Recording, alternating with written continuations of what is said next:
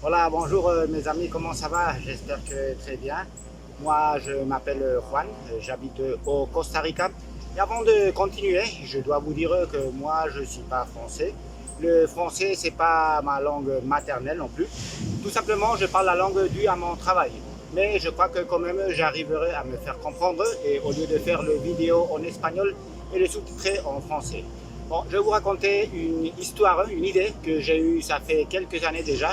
Une idée que à ce moment-là, ça m'a paru suffisamment valable comme pour imprimer sur elle tout mon effort et mon temps. Bon, l'idée est simple, c'est construire un voilier et faire le tour du monde. Comme vous pouvez voir, c'est pas une idée tellement originale. Probablement, tout le long de l'histoire, il a dû avoir des centaines, peut-être des milliers de personnes qui ont déjà fait la réussite de ce projet. Bon, ici peut-être la partie originale, c'est que je pourrais documenter presque en temps réel toute la construction du voilier, mais aussi et surtout le développement de l'expédition. Donc bon, je ne sais pas comment ça va terminer tout ça, j'espère que très bien, je suis sûr que oui. Bon, et ça, et une chose très importante à dire, c'est que c'est un projet complètement indépendant.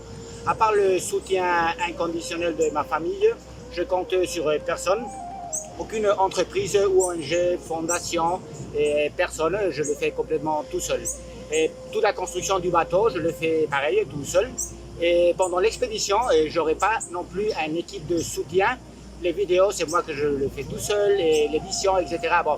Et l'idée de faire ça tout seul, c'est pas par hasard ou parce que j'ai pas travaillé en équipe, que j'aime bien. Non, c'est pour montrer tout simplement qu'une personne ordinaire comme moi, que bon, je dois aller travailler tous les jours pour amener, comme on dit ici, les riz et les haricots à la maison, on est capable donc de mener à bien n'importe quel projet qui se propose, même si c'est un projet vraiment assez difficile comme celui-là. Bon, donc je crois que oui, c'est possible et voilà la preuve. Comme je vous avais dit, donc un projet complètement indépendant, mais évidemment, j'accepte des petites donations à titre personnel. Dans les prochaines étapes du projet, surtout que j'aurai besoin de l'équipement, comme par exemple radio, boussole, etc. C'est compliqué de le construire moi-même, donc je devrais l'acheter. Donc bon, n'importe quel d'eux, c'est toujours très bienvenu. Et aussi du matériel, n'importe quoi en fait, c'est toujours vraiment bienvenu. Et pendant l'expédition, là oui, et probablement je devrais vendre de l'espace publicitaire dans la grande voile pour pouvoir financer le voyage parce que bon, j'ai besoin quand même d'un petit peu d'argent. Et par exemple, pour rentrer au port, c'est nécessaire un petit peu d'argent. Mais bon, l'idée c'est pas rentrer à beaucoup de ports, c'est faire le voyage quand même assez vite. Mais c'est toujours vraiment important voilà, l'argent. Donc voilà, et je vendrai un petit peu d'espace publicitaire, je trouverai donc des sponsors. Et pour l'instant, je suis en train de faire un site internet, c'est pas encore terminé, mais très bientôt, donc là, je exposerai aussi tout le projet. Et bon, très bientôt, donc, je vous passerai l'adresse mail. Le nom du voilier, ça va être Argos. Je suppose que tout le monde connaît la fameuse histoire de Jason et les Argonautes. Bon, et le constructeur de ce bateau, il s'appelait Argos. Et le bateau s'appelait Argo. C'est pour ça que Argonaute. Bon, moi, je trouve cette histoire vraiment très intéressante. Après, bon, le nom, phonétiquement, j'aime bien, c'est joli, Argos. Et au Costa Rica, il n'y a pas aucun bateau qui apporte ce nom. Comme l'idée c'est faire le tour du monde, donc au niveau publicitaire, je vais appeler ce projet-là Argos Tour du Monde. Sauf que, attention, ça serait en espagnol Argos Vuelta al Mundo. C'est comme ça donc que vous pourrez le trouver dans les différentes plateformes où je vais exposer ce matériel. Dans ce premier chapitre, je vais vous expliquer les raisons de pourquoi la taille, la forme et les structures du voilier. Et dans le suivant chapitre, on va approfondir beaucoup plus sur la construction du voilier, pas à pas, d'une façon vraiment très artisanale. Mais vous allez voir que finalement, le produit résultant, c'est un bateau vraiment robuste et fiable. Et c'est ce que j'ai besoin pour faire le tour du monde d'une façon sécure. Donc j'espère que vous profiterez vraiment beaucoup de cette magnifique aventure qui vient de commencer et on se voit en quelques jours.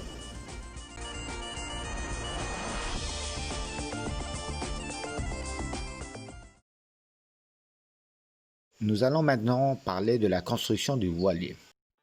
Les caractéristiques du bateau, en termes de forme et de taille, sont directement liées à l'usage qui sera donné au bateau. pour ce à quoi il sera utilisé. Dans mon cas, ils doivent être d'une taille idéale pour être dirigés par une seule personne et ils doivent être aussi le plus sûrs possible. Comme je ne suis pas ingénieur naval, j'ai entrepris de me renseigner sur certains aspects importants. J'ai utilisé donc un livre où l'auteur effectue une analyse approfondie des éléments à prendre en compte lors de la construction d'un voilier. Comme je l'ai dit à plusieurs fois, en ce qui concerne la sécurité du bateau et donc à celle de son équipage. Cette analyse était basée sur la fameuse et tragique régate Fastnet en 1979 où, en raison d'une violente tempête, il se produit une grande perte de vie humaine et de bateaux. Cet événement oblige les ingénieurs navals à repenser sur les différents aspects de la sécurité du bateau, principalement en ce qui concerne les bateaux de plaisance. Un élément clé de sécurité dans tout cela, et c'est pour ça que j'ai décidé de construire moi-même le voilier, c'est justement que je connais très bien mon bateau. Je le connais à chaque centimètre, car c'est moi que j'ai absolument tout fait. Donc si j'ai un problème en mer, que ce soit avec une pièce ou un élément structurel, eh bien il sera tout à fait envisageable de pouvoir le réparer sur place. Afin de ne pas trop vous ennuyer avec le sujet, je vais faire un résumé général des conclusions de l'auteur. La plupart des voiliers construits aujourd'hui, principalement des voiliers de plaisance, sont connus pour être des voiliers rapides et confortables. La coque est assez plate, ce qui lui permet de flotter plus et d'avoir moins de frottement avec l'eau. Cela augmente la vitesse du bateau. L'arrière du bateau également, en général, est assez large, augmentant ainsi l'espace où l'équipage peut se trouver. La structure du bateau est assez léger, de sorte qu'il ne pèse pas beaucoup, donc il pourrait naviguer plus vite. Pour les besoins de mon expédition, en raison de toutes ces fonctionnalités que je viens d'énumérer, de nombreux éléments de sécurité sont exposés. Dans mon cas, comme le but de la construction du bateau est de faire le tour du monde, ça doit être un voilier fiable et robuste, une authentique capsule de survie. Par conséquent, selon l'auteur, mon bateau doit avoir une coque profonde, en forme de canoë, pour bien s'enfoncer dans l'eau et pouvoir suivre facilement une route. De cette façon, la capacité d'autoconduite du bateau augmente. Quand je parle de capacité d'autoconduite, c'est précisément la capacité du bateau à avoir une bonne stabilité de route et pouvoir se conduire lui-même. En effet, à cause de cette forme, nous allons perdre de la vitesse. Un autre élément important, l'avant et l'arrière du bateau, c'est-à-dire la proue et la poupe, doivent être bien équilibrés en forme. Cela augmenterait également la capacité d'autoconduite du bateau. De plus, l'arrière du bateau, la poupe, doit avoir une forme assez pointue. Si une vague vient de l'arrière, la même forme fera dévier le plan d'eau sur les côtés, empêchant un impact direct. Mais nous aurons une réduction de l'espace, du confort. La partie de la coque qui n'est pas submergée ne doit pas présenter des grandes surfaces afin de ne pas créer beaucoup de résistance au vent et aux vagues. Cela augmentera de nouveau la capacité d'autoconduite. La quille et le gouvernail doivent être solidement reliés au reste de la structure de la coque.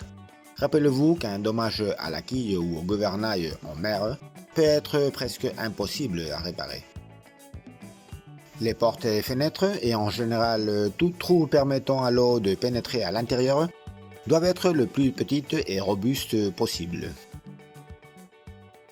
Eh bien, c'est un résumé, je ne veux pas trop étendre le sujet, seulement pour commenter que tous ces aspects que je viens d'énumérer augmentent la sécurité du bateau en détriment de la vitesse et du confort. Puisqu'il s'agit d'un tour du monde en solo, l'espace ne m'affecte pas autant, et la perte de vitesse non plus. Ça, ce n'est pas une régate, cependant, pouvoir faire confiance à la capacité d'autoconduite de mon bateau, c'est très important. J'ai déjà parlé plusieurs fois de l'autoconduite, c'est important car cela me permet de me reposer, par exemple, des longues périodes de temps. S'il n'y a pas un changement de vent et aussi en cas de tempête, une stratégie typique, c'est de tout fermer et attendre que la tempête passe à l'intérieur du bateau. Bien sûr, on peut faire ça si précisément le bateau a cette capacité de stabilité de route. Dans tous les cas, il est important d'avoir confiance du bateau, de savoir que lorsque les choses deviennent difficiles, qu'elles vont devenir difficiles, eh bien, il réagirait bien.